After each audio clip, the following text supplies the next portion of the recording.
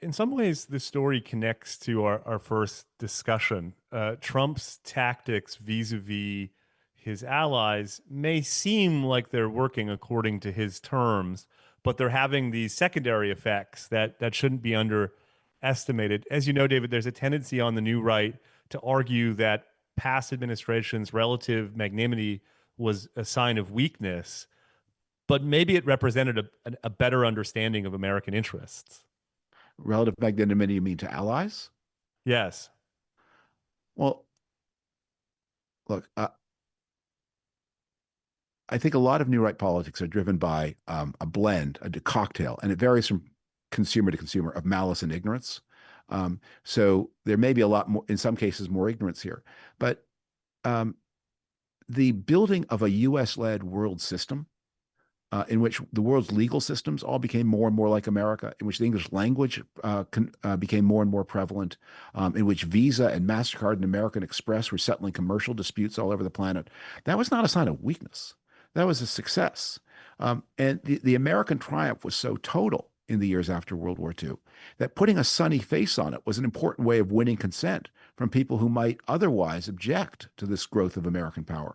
Um, and the snarling, the people need to understand that the snarl is coming is also a way of concealing a real American retreat and American weakening.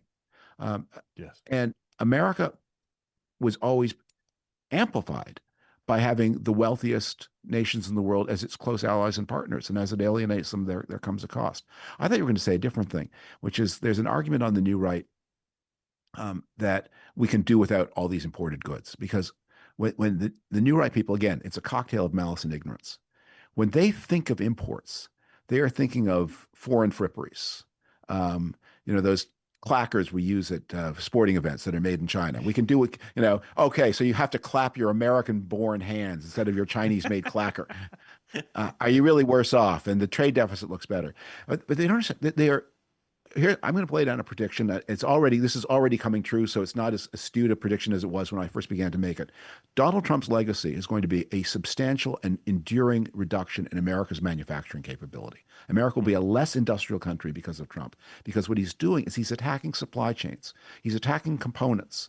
And so when you say, if you want to make a thing in the United States, we're putting a tax on all the things that go into that thing. The thing makers whose components are not taxed are going to outpace yours. So I think, the thing to understand about a lot of these new right people is they're theologians, they're moralists, they're English PhDs. They're not people who've ever thought seriously about economics as a subject in its own right. And they're not people who care about American power in the world because they don't like the world and they want America to retreat from it. Yeah. The point that I was trying to make is that there's a tendency in those circles, David, to assume that being part of the American orbit is so self-evidently attractive that the American administration can push and Yeah. prod its allies and that we'll continue to accept over and over again Yeah. those costs. And in some ways, it's a small sign, but Canadians traveling to the U.S. in smaller numbers is evidence that pushing and prodding is not Yeah. costless for the United States Yeah. itself. Yeah. I think there's some truth that it is attractive that allies have put up with things they don't like for that reason. But there's a line in I think one of Ernest Hemingway's novels or stories where a character is explaining how formerly rich man, how he went bankrupt. Yes. And the Yes. answer is at first very slowly, then very Yes. fast. And Yes. that's how power dissolves. That's how it happens, tends to do. At first, it's very slow. People don't want to believe it. The cost of adjustment are high. And we see this in our previous segment. The cost of strategic autonomy for Europe is high Yes. until they become convinced that the alternative is being abandoned to Russia. Yes. And then they say, well, in that case, I guess we have to. So we will do a lot to avoid paying the cost of strategic autonomy. But when there's Yes. no choice, then we'll do it, even though it's expensive. And even though, now it needs to be said, everybody's worse off. Everybody is better off, except for the world's real villains.